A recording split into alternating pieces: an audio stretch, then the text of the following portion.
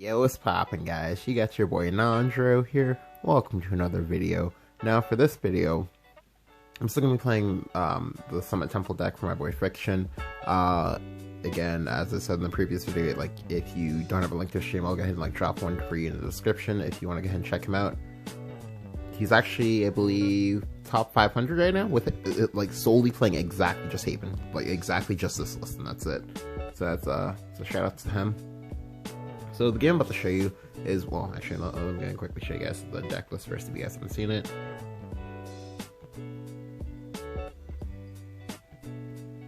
Pretty standard, except the Star Torrent and then the Grimnairs, but I already talked about that in the previous video. I'll go ahead and try to leave a link to that as well. But anyway, so for the game I'm about to show you guys, like, this is going to be two games.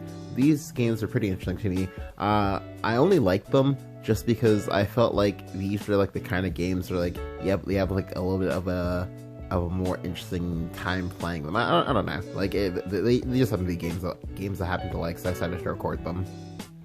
So I'll be showing you two games. They're both me versus Forestcraft.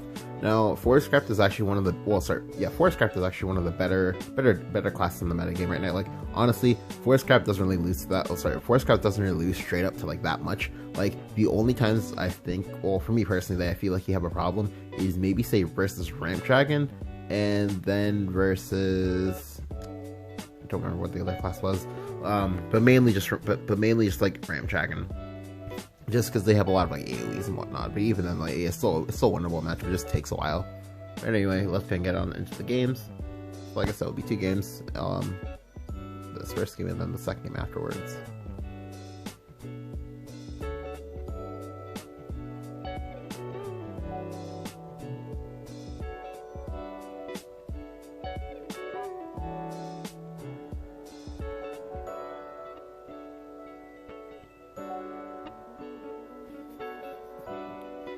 Alright, so for this first game, I'm going first. To be honest with you, I don't really mind going first or going second as Haven.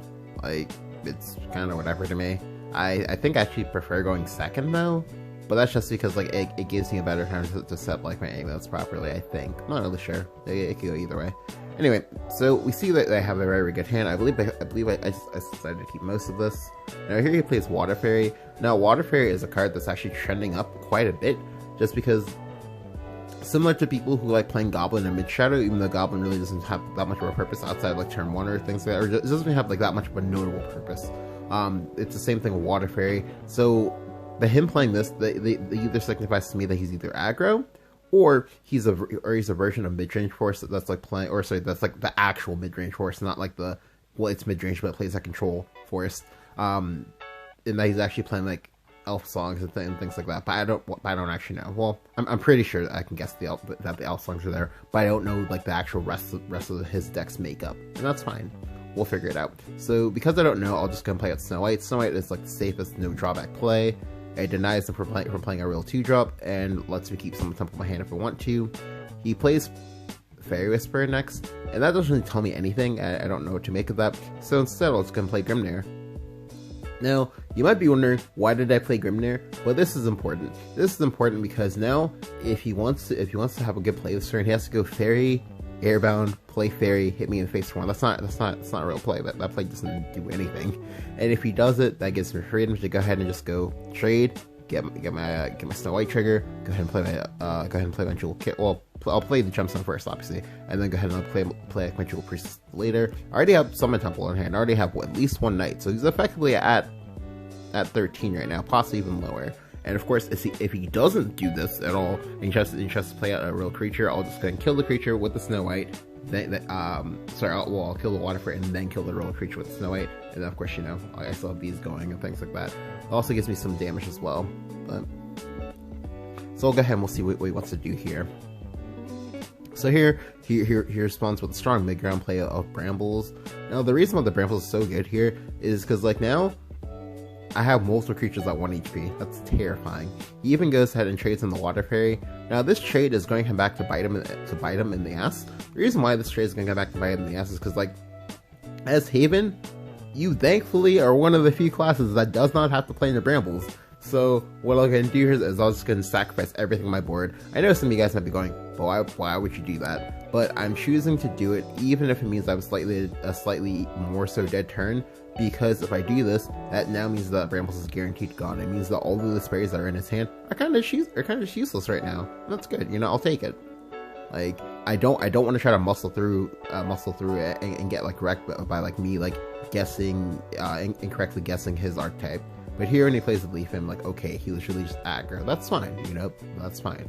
I don't actually lose anything here unless I don't pick up something to play out on curve. So ideally, I would like to get tea time here, but I don't. I just pick up a second knight and I'm like, oh god, okay, that's fine. So here what we're going to do is we'll go ahead and play up the Jewel Priestess, and we'll go for Black Diamond. Black Diamond, the reason why I'm getting Black Diamond is because it's actually very important. One, I'm about to take some damage this turn. I know I'm about to take some damage, and then, you know, that's fine. You know, like, we'll go ahead and we'll make it work. But because I know I'm about to take some damage this turn, I also want to go ahead and, like, remove the Leaf Man. Go ahead, you know, get like a nice little bit of damage in play. And I also want to go ahead and play the Black Diamond. Now, to be honest with you, I really did not want to evolve any of this at all. I didn't want to do it because of the fact that, one, I'm going first, he has more evos than me, he also has the Brambles, which guarantees that anything I evolve, and I have to evolve the Carapace, means that, like, if he just had second Brambles, he can go ahead and clear my board off for free and put me right back in a very difficult spot. But that's fine, I'm still going to make the play anyway because it's the correct play.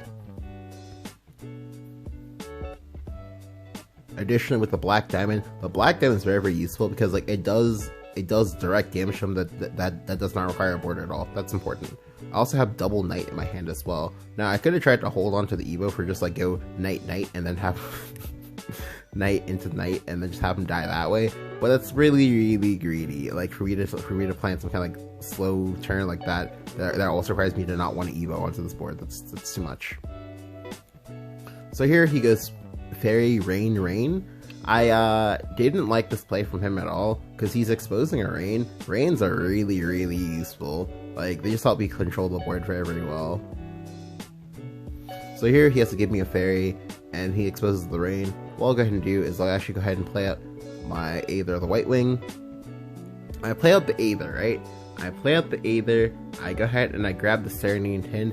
Now what I'll do here, it might seem very surprising to you, but what I'll actually go ahead and do is I'll actually go ahead and evolve the Aether. I evolve the Aether because, like, it makes it a little bit of a threat. At 6 HP, that means that he has to give me a real evolve for this. Like, he can't just like remove it with like a spell or something like that. It also makes the Aether a threat of its own.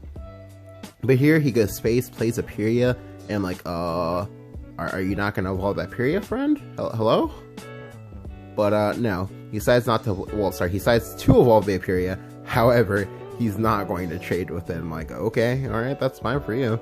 Like, so what he's going for here is he's trying to spike me into lethal. And that, you know, that's not gonna happen because we know that I have double Knight in my hand, and we know that he's down one Rain. He's down one Rain. He's down an evolve to get the Rain back, and he's about to take some damages. Like at 16 HP, I do not die as long as I have this ward, and this is one of the best wards in the game. So we're about to go ahead and just smack him for 6. Go ahead and grab an amulet. The amulet does not matter at all. It does not matter in this place because we are always going to play Heavenly Knight here and drop this man on down to 5. So now I pretty much win. Like, he needs to be able to remove this and also keep the board and also heal at the same time. He can't. That's too many things to do at the same time. Like, ideally for him, the best plan would be to just, you know, turn out to not be aggro, but I know you're aggro because you're playing Imperia. Turn out to not be aggro and just like trade in your guy, then play Aaron. Boom. Yeah, like, you're safe. But because I know which deck type he is, I know that this line of play is okay. Because here he evolves his Imperia. I'm like, oh, okay. Because now he has to trade. The trade's not good. He gets his 11 damage in, or sorry, his 4 damage in, because again he has to trade to stay alive, but he's just dead here, so it's like, yikes. Like, if anything, what I would have done is I would have kept that second Imperia I would have kept that one in stealth and just like traded into both units. Although that isn't feels bad, but it makes your board a little bit more stickier. Because now he's straight like, what does he do if I drop John? Like, no, he just dies. Although it was pretty unfavorable from the first place, but it just makes it like so it's like more so the case, I guess. So the big thing about that game is just that, like, he put too little and too much respect into certain units, and then like he, I guess, did not expect me to play around Brambles, so it was just like pretty funny. Okay, so now for the second game. Oh, it's this game. Oops, sorry about that.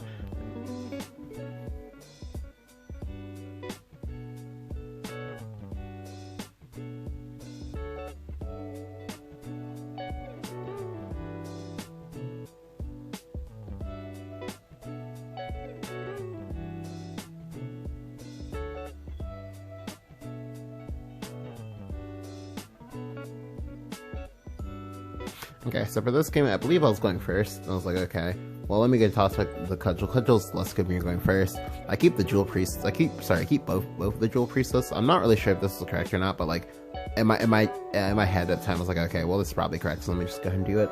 This way, I have a turn 2, turn 3, and possibly turn 4 plays.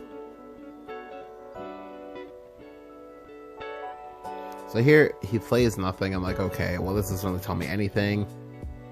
We see that he withdrew two. Oh, sorry. We see that he kept 2 cards in his hand. So again, not really sure what to make this. So I was just gonna play Jewel Priestess. And what I'll go ahead and do is, because of what happened in the last game, I should go ahead and grab Black Diamond first. Now, a lot of people, they usually grab White Diamond first, or in policies just like grab White Diamond every single time. But I like grabbing Black Diamond just because Black Diamond helps you make a lot of like sneak lethal plays, and also just like plays where you put your opponent at a very, very big disadvantage. So here I'll go and play out second Jewel Priestess, and this time I believe I'll go for White Diamond. So because I'm not really sure if he's aggro or not, I decided to go for White Diamond this time, just because, you know, I kind of want the cards. I went ahead and I made trade 2 to play around Brambles. Here he plays out the Brambles. I'm like, okay, just like last game, what we'll go and do is we'll just kind of like remove every single creature we have, so this way he does not get airbound as a get out for this Brambles. Yep, so I'm just gonna trade it. Just gonna trade on the board. It doesn't matter. Like we don't really need to win off a board just because, like, well, we have 3 knights on our deck. We have 3 knights on our deck. He's effectively at 18 HP. Now this does make it a little bit afraid because I'm pretty sure he's slow forest, and that is like the, you know, the control forest. So it's a little bit terrifying for me, but that's, you know, it's fine. It's life. We'll deal with it.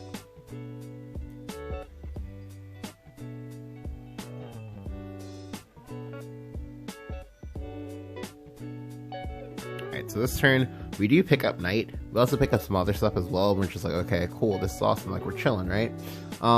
So this turn was a very, very difficult turn for me because, like, right now I basically had to guess. I had to guess. Well, I had to guess if he had Venus or if he had Lilac in hand. If he has either one of those, that makes this turn. That makes what this turn I'm about to do like very, very terrible. But if he does not have one of them, it makes this turn pretty good. So what I'll go and do is look ahead and just like slam down the Marchier's Tea Time. I'll go and evolve and just ping face. Now, I could have gone for the board control, but like I already have a knight in my hand. He's already taking 2 damage next turn, so I felt like this line of play was fine, because what this does for me right now is that there's still a few more turns before my turn 8, and most likely I'm probably gonna be playing knight on 7 most likely. And what occurred to me then was that a knight evolved plus a knight unevolved, because he's at 15, will kill him, and there's a pretty strong chance I won't need to evolve on my turn 6. So that's the game plan that I'm trying to like steer this game towards. Now, unfortunately for me, he does have Venus as opposed to having Lilac. Lilac would have forced me to evolve. Venus does not force me to evolve, because now I can just like remove this board. I take 3 damage here, but in reality I only take 1 damage because I have the Black Diamond to heal me up. So I go up to 19, I pick up second knight immediately. I'm just like, okay, alright, cool, we going for this now. So I'll go ahead and play out my Gemstone Carapace, and then I'll go ahead and play out the Scripture as well. So here he just plays second Venus. I'm like, okay, sure, that's fine. Now thankfully, he won't be allowed to draw cards because I haven't cleared anything on this board. Like he's like, these are the same Pharisee sets as like turn 4. Now he hits me again. You know, he gets a little bit aggressive on me. And now when I pick up the third Sean, I of course realize that, okay, well, what do we need to do in order to win this game? The answer, quite literally, is just we need him to either not play Aaron, or if he does play Aaron, be in a spot where we can play around the first Aaron, because like in order for him to win, he has to have 2 Aarons. He needs to have 2 Aarons, and we need to be able to not be able to answer the second one, which right now we know for a fact that at the moment I'm unable to answer a second Aaron, but I can answer 1 Aaron, and that's a very, very big thing. So what we'll see me go ahead and do here is actually go ahead and see me play the Knight, but I will not be evolving it. I'll also be playing the unanimated version. I know a lot of people might like to just, you know, go like full Gabe N, just, you know, show them your wallet. However, the reason why I played the unanimated one first is because I find that a lot of times when you play the animated copy of a card first, people are more likely to play on you having a second copy of it. Additionally, I'm pretty sure if I keep him at 8, he's gonna be like, oh, well, 8 means that I'm alive and he can't kill me with Knight. So there's a chance that he might mess up this turn, and that's what I'm going for here. I'm effectively at 21 HP, so he can't kill me even if he can remove this, because thankfully there's nothing that removes this in such a way that I take damage in the process. Now here, he just immediately plays Cassiopeia. I'm just like, oh, well, looks like he leaves, friend. Now, the big thing for me about what I was trying to go for with the playing around the Aaron is that by not evolving, if he plays Aaron, right, he'll play Aaron, he'll evolve the Aaron. Well, he could possibly evolve the Aaron. I'm pretty sure he would just like evolve the Aaron, because that's like the smartest play, right? We'll just evolve the Aaron. He'll make the trade. He'll go back up to 11. You know, and that's fine, because what I can do there is I can go ahead and play Jean, right? I play Jean. I nuke the board for I nuke the entire board for 3. Everything is now arranged to die. The only exceptions are, the only exception is just the Venus, which I can then just kill off with my Evo, and then I have the 3/5 Tortoise, and he's suddenly without an Evo, and he just played a Cassio. He just played a Venus, which means he needs to have another way to get rid of it. But the big thing is that I can do that again, and then do it again, and do it again into Grimnairs and things like that. So by doing it, by kind of like conditioning it that way, like I gave myself the best map out to win. He hits me in the face for a bunch of damage, and then even uses up the last evolve, which lets me know that he probably which lets me know that he did in fact actually have the Aaron in his hand. He just like chose not to play it because he just like did not respect thresholds, and so we're able to just like play second Knight here and just kill him. Like, yeah, easy.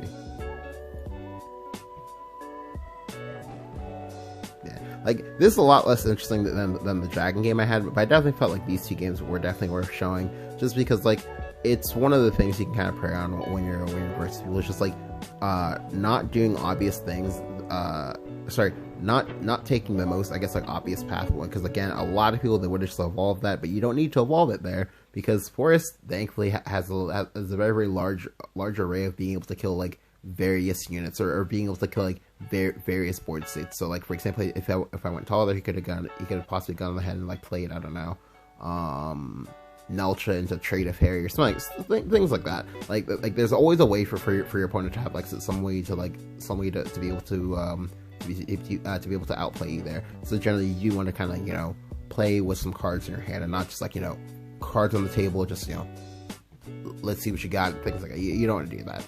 Bam. If you guys enjoyed the video, go ahead and leave a like. Go ahead and hit the subscribe button if you haven't. Thank you guys for watching. I'll catch you.